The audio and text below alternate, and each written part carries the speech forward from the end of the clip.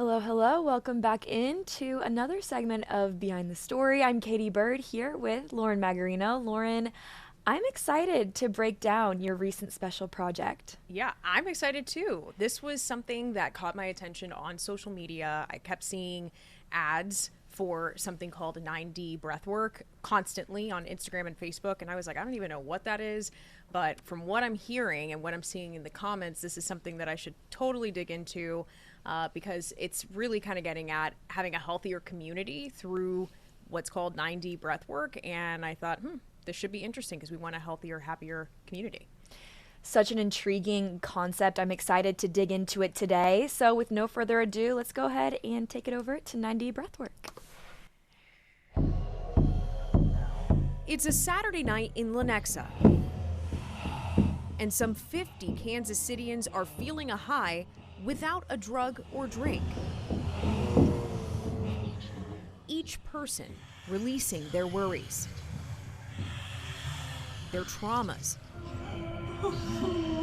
by harnessing their breath. This is 9D Breathwork. You got this.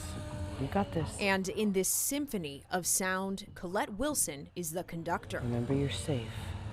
I knew even before 9D was a true entity that I was going to be involved with it. So I was there from the very, very inception. Wilson is just the third of more than 90 certified facilitators around the world, guiding people through this global wellness movement. So it was bringing science and modern technology with the ancient wisdom of the breath and bringing them together for these amazing experiences. Staying with your breath. From sustained conscious breathing to layers of sounds engineered to tap certain brain activity. And what begins to shift is the nervous system. The fire within me remembers. The goal, as Wilson explains, is to release trauma by regulating the nervous system. We have so much neuroscience behind what's going on with breathwork that it's no longer woo-woo, it's actually woo-true. When it comes to research on breath and its effect on the brain, neuroscientist Jack Feldman is one of the pioneers. Imagine you're walking on dirt, and you're walking around in a circle, and you keep walking and walking and walking. And what happens, if you keep walking enough, you're going to start to create a little bit of a ditch, and the ditch will get deeper and deeper and deeper. And that, you might say, is analogous to what happens to people who have severe cases of depression and anxiety, that they have this set of neurons that are strongly connected to each other, and the activity keeps reverberating around that circuit. But you can actually disrupt those circuits just by changing your breathing pattern. Feldman says doctors now use breathwork as a therapy to treat patients diagnosed with depression, anxiety, and panic disorders. As for 9D breathwork, he says the jury is still out on how far adding types of sound can go, but believes people can test it themselves. Protected by ancestors. So, scientists have to be skeptical, not cynical, but skeptical. Let's see the data. And in this case, I think individuals can say, okay, I'm going to do the experiment on myself. Give it a shot. So just circle breathe like that. Jason Prayson did. Breathwork turned into my drug. He says it helped him begin to heal from deep grief. My father passed away at 3, so I had some abandonment wounds and things like I needed to deal with. From the unseen scars of a surgery that left him in a coma and a traumatic career in law enforcement. And of course, machismo 1, I didn't do anything with it. Ended up getting divorced a year later and spent the next 13 years on PTSD meds and just living life, drinking a lot. And the leader within begins to rise. Until breathwork helped him not numb, but navigate his emotions. Cops aren't shaking when they're going through that, they're bottling that stuff up. And it doesn't release when you sign off at the end of the shift. It doesn't come out of your body. Prayson is now a 9D facilitator himself, hoping to help first responders. Find what you need to impress. Wilson's mission is also personal. Her mother struggled with mental illness. She tried all sorts of medications, always with a counselor, therapist, inpatient treatments, and eventually it turned into chronic pain, chronic fibromyalgia, you name it. It Sleep manifested issues. physically. It manifested physically, and she still was constantly looking for safety and peace. And she died at 55, not finding any of that. Yeah. And I turned 55 this year. And this is my gift. It's my gift to Kansas City because I know this would have saved my mom's life. She opened Still Point Studios to offer 9D breathwork. Only 2 months in, she's sold out every session. So in the chaos of life, what could our community look like if everyone slowed down and took the time to breathe and rewire their nervous system? I was a cop. I came home unregulated. I brought that trauma from the field to my family. And they had the repercussions of it. And being able to talk to them and have conscious communications now and apologize and hear them say, "It's okay, Dad." There's something powerful here. It's been repairing for your family. Yes, absolutely. I have this vision and this mission of Kansas City. We're already known as the Heartland, but Kansas City actually being known as a regulated community. Like the ripple effect of one person having a regulated nervous system is exponential. In Kansas City, one breath at a time, Wilson is betting that healing one person heals a community. You are home. Welcome back.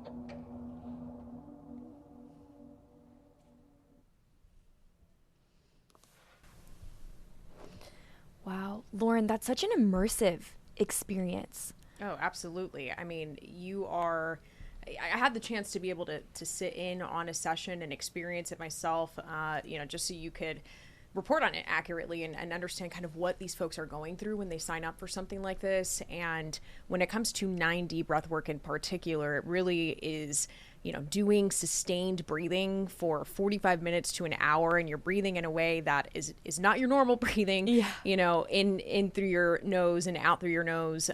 It is in through your mouth and out through your mouth, which is really weird, okay, to be doing that in a sustained way. And then you couple that with these headsets that you saw in the piece that are, releasing that audio that we had talked about in the reporting, slowing down your brain waves, putting in these messages saying you are worthy within it, music as well that's tuned for your brain as well. So it's all of these sonic experiences and physical experiences, honestly, because of the breath work that you're doing. You certainly feel a lot of sensations going through that journey. Yeah, and when you sat in on these sessions, some of the footage showed people having quite an emotional experience, and I imagine it's so healing for so many. I want to ask you more about the science behind it. Could you tell me about that part? Sure. So the science behind it really focuses primarily on breath work, not so much here's what we know about 9D breathwork. That's still, very new. And it's my understanding in talking to Colette Wilson that that's something that the company themselves, that they're in the process of conducting research and getting some, insights on how 9D breathwork is affecting people. But what we do have, and that's what we spoke with Dr. Jack Feldman about, the neuroscientist who is focused on how the breath affects the brain. There's a lot of studies and meta-analysis, if you will, over how breath work can affect the brain. And so what he was talking about is that it is being used in clinical settings for depression, anxiety, in those kind of clinical settings, and finding that it does help people as, an additional tool. And so one of the things that you see that they would describe, both Dr. Feldman and also Colette Wilson in particular, is how this basically rewires your nervous system. And one of the things that really stood out to me when speaking to Wilson in particular was she was saying, there are so many of us that have anxiety and we're kind of treating the symptoms around it. But when you really look at what is at the core of anxiety, and this is, of her background and her, take on this specifically, is that it's a nervous system issue, and that, we're kind of in this fight or flight mode and stuck in that, and that your body really needs to breathe and reset. And so what Dr. Feldman was saying was, if you take, even if it's 5 minutes in your day to slow down your breathing, he said about 6 breaths per minute. So think about that, 10 seconds of inhaling and exhaling very slowly, 5 minutes every single day for a month. And he was telling me, you're going to feel the difference. You're going to notice differences in how you show up for your day just by carving out 5 minutes. So imagine an hour, 90 minutes, what that can do maybe on a weekly basis, also layering in all this other stuff that, again, the research is not there yet for all those added elements, but certainly it's moving the needle. So the science is very interesting. Some other tidbits they talked about was how when you are breathing in this way, it can literally change the levels of your oxygen and carbon dioxide in your blood. So, a lot of the sensations that you feel, that's a result of that. And you mentioned, how emotional it was.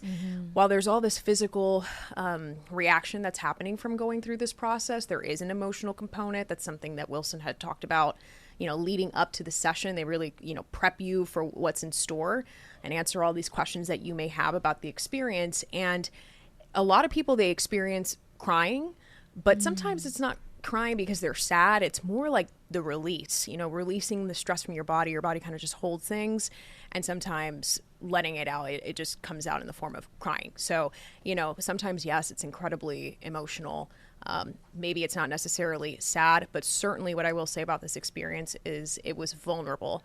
So you have to be in a space that you feel it is safe, it is comfortable, that you're with safe facilitators, and we can talk more about that. But, that's definitely a big takeaway from this type of experience. Yeah, it's so fascinating. And to think we live in a society where it's so hard to take intentional time and slow down. You said this studio opened a couple months ago and sessions are already sold out. And you spoke with people that this truly has already changed their lives. Can you tell me more about that? Sure. So, yeah, it's first of all, from a business perspective with Wilson, she opened Still Point Studios.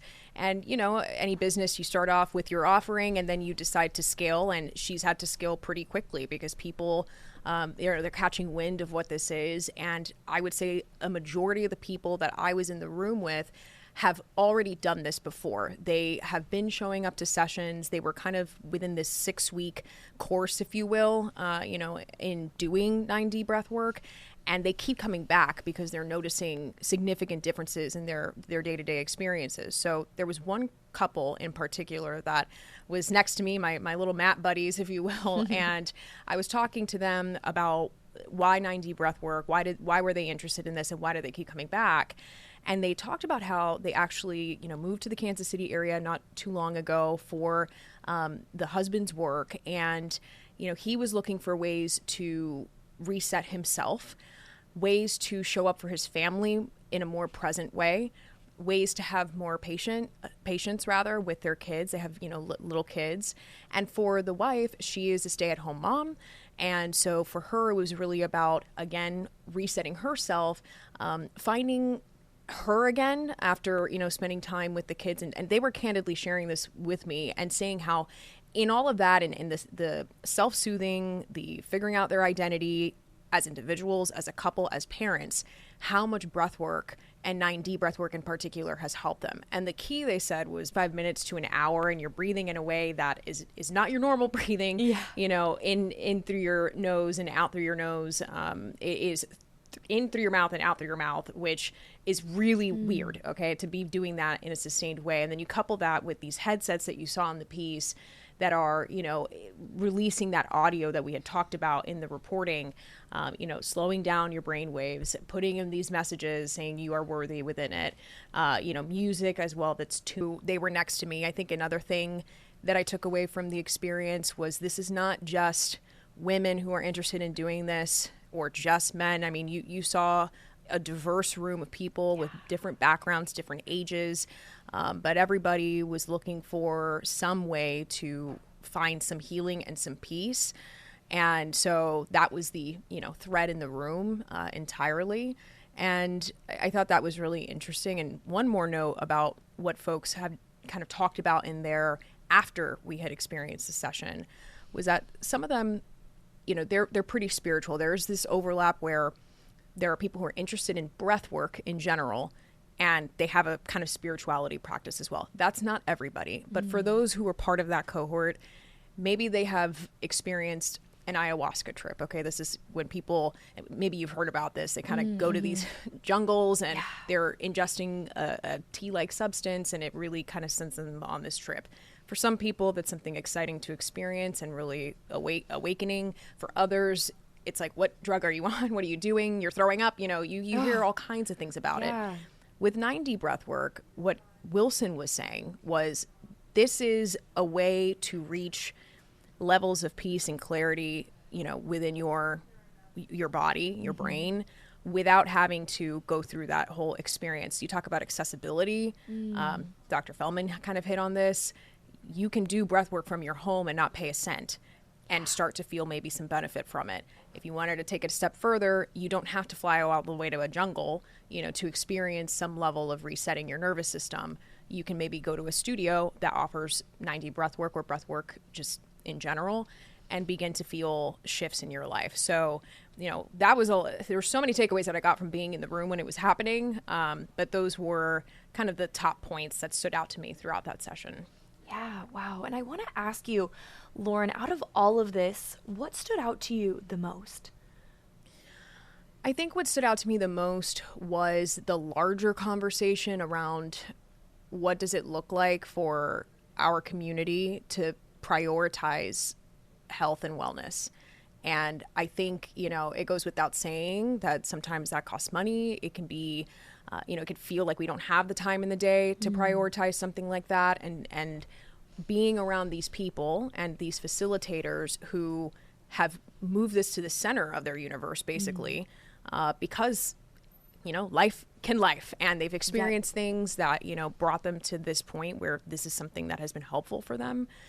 And I should note, you know, one of the things I asked both the facilitators was, are you saying that this is something in exchange for prescriptions maybe, or, you know, another option? And they didn't really like to put it that way. You know, there's not this stigma around, oh, you can't, you know, be with your antidepressant or anti-anxiety medication. They're just saying this is another option. This is another tool in the tool belt that you can, you know, work in and maybe get some relief, and maybe you can re-examine what your healing looks like. But I would just say that everybody across the board was very interested in, if every individual took the time, you know, how much better off would we be?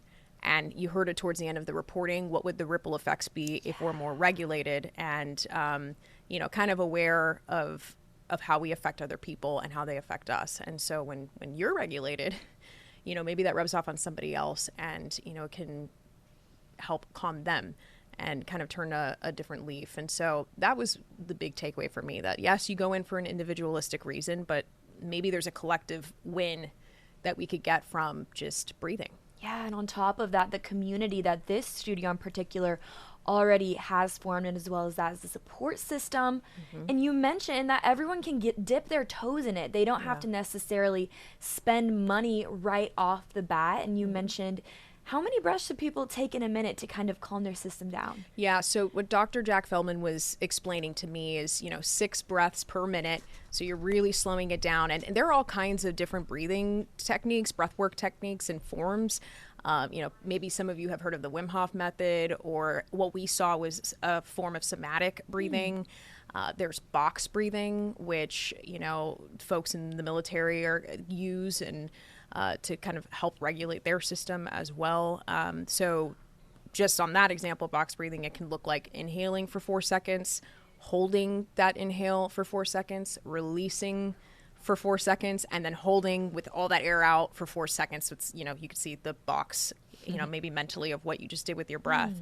And doing something like that for 5 minutes a day at any point, you know, whenever you have the 5 minutes. And he said that you can notice differences. So, you know, again, this was 9D breathwork is kind of like this new wellness trend that's been popping up in ads. And, you know, there's a lot of stuff that goes out on the internet, a lot of trends, a lot of things that I really wanted to just dig into. What does the science say about this? How helpful can this actually be based on what facilitators are going to explain about this, what a researcher is going to say about this, and also my own personal experience.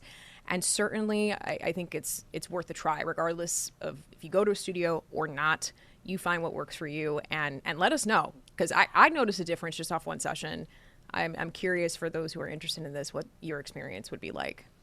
So a little bit more on your experience, Lauren. I mean, I've got to know, when you took that headset off and stood up, how did you feel? Well, first of all, I took the headset off and the little blindfold off, and I was like, I had little tears. I was like, oh, I just felt like a release. I think what was interesting was, I would say for the first 15 minutes, it was a little bit of a struggle for me to focus on just the breathing alone. I think so many of us, we don't realize that we're not breathing through our day. And if we are, it's really shallow. We're not taking deep breaths. We're just kind of getting through it. And so being in an environment where you're being guided through the audio of inhaling and exhaling, and again, like I said, in and out of your mouth. They gave us chapstick before, because you're breathing so much. You're like, I'm getting dry. You know what I mean? Like, it's really intense. And so first 15 minutes were kind of rough to get into the habit of that. But once I did, I kind of went into what was described to me as a bliss state, which was, I'm not asleep. I didn't fall asleep, but I'm also not really conscious of the things that are going on around me. I'm not worried about the people around me. I can't even hear them. I don't, I'm not hearing them breathe, or if they're crying. I don't hear any of that. I'm just kind of in a space where my mind has gone quiet. And I know a lot of us struggle with that, racing thoughts, the stress. And I mean, I couldn't tell you how long I experienced that for, because I wasn't really, in it, but I experienced that. And then coming out of it, there were also memories that were unlocked for me that I hadn't thought of in a really long time. Really? That were actually really nice, to experience. But for some people, it's not always nice. And I have to, again, hit home on this, that there's a big vulnerability part to this. So, there's a lot of support that should be coming on the back end of doing something like this for whatever comes up, whatever comes out. And the facilitator is really key about that. One of the things I want to mention that we saw in the story is that you saw Wilson and some other people who are part of her team, kind of walking through and checking on people and maybe even touching them. To be very clear, everybody had a consent card saying whether or not they would like to be touched while doing this or not. Because sometimes doing this work with trauma that may be stuck in the body, it was explained to me that, this can be quite triggering. Some people having a blindfold on might not be a good thing. There's different factors to keep in mind when they're trying to work through trauma in particular. So, you want to keep that in mind if you're interested and you're like, there's a lot that I would like to shed and that I would like to work through. Finding facilitators who are conscious of that and can carry you through that experience in a safe and trauma-informed way. So I just have to point that out, because it's really important for the experience as well. For me, it was more pleasant and less of that kind of a thing. It was more de-stressing. And I came out of it towards the end of the session. They let you know there's going to be a time where you can let out a scream. And this is where people think, okay, this is really woo-woo. What are we doing? Why are we yelling? And for some people, going back to the trauma, that can be unsettling. It can be scary to let out a yell. Maybe you've been told to be quiet, and suppressing, and it's scary to even think about letting that out, or hearing a yell might set you off. So it's not for everybody. But there are folks in the room who I had talked to who said, I've been doing this for 3-4 weeks, and this is the first time that I was able to let it out. And what that felt like to them. For me, to be honest, I was just like, I can't even hear myself. I don't know what came out. Yeah. And I tried it. I didn't, and it felt good. So that's another aspect of 9D breathwork, was that yell. And then we just kind of talk about it after the fact. So you don't just go, what did I just experience? And then, and you can also just listen. You're not required. It's not a classroom where you have to talk. There's no grade at the end. It's just allowing people to unpack what they just experienced. And again, have kind of like a follow-up, because sometimes it's very deep what comes up for people. So that was my experience. I found it to be very calming, and I felt definitely like my energy from when I walked into that room versus when I walked out was very different. Wow. And I know you mentioned this, but I think a common theme is just every single person that takes that session, walks into that room, they're wanting to heal and improve from the inside out. And again, regardless of what they're going through, whether it is anxiety and depression or trauma, or they're just wanting to kind of de-stress and relax. It sounds like this really is a versatile experience. And so, Lauren, I got to ask, would you do it again? I would. I think I would. I know that when it comes to 9D breathwork in particular, there are different types of sessions that you can do and different tracks that you can hear. So there's definitely a lot to pull from. It's not like you go and that's just the one experience is what I've learned. But also I know that if the 9D is too much for you, there are also just breathwork facilitators in the Metro who this is what they do. And also offering smaller, class sizes, I'll use that term, if you will, with fewer people in the room, or maybe even just individual sessions. So if that's something that you're like, I don't want to be in a room full of people if I'm going to go through this, fair. There are options for that as well that exist. So it's a whole world I've learned, reporting on this and speaking with different facilitators, whether that's in 9D breathwork or just breathwork in general. And I can see how doing this as a sustained practice, just like for some people, meditation as a sustained practice, yoga, which includes some breath work, not to this degree, but it includes it for a sustained practice. I mean, it can really shift people. Lauren, learning this from you today has been absolutely enlightening for me. Tonight, I'm going to do some more digging and learn even more about it. I'm curious, what's your final message to everyone in Kansas City about 9D breathwork?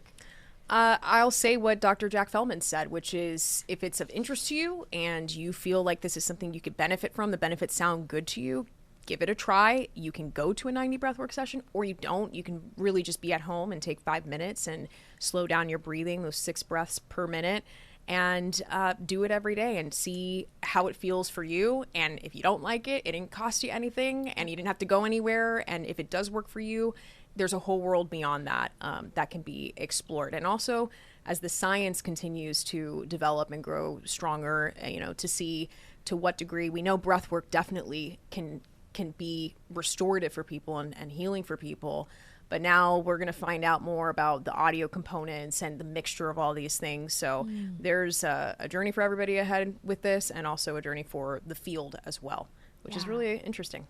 Lauren, again, thank you so much for sitting down with me on Behind the Story today to take a deeper dive into your reporting on 9D breathwork. I appreciate you. Thank you. Thanks.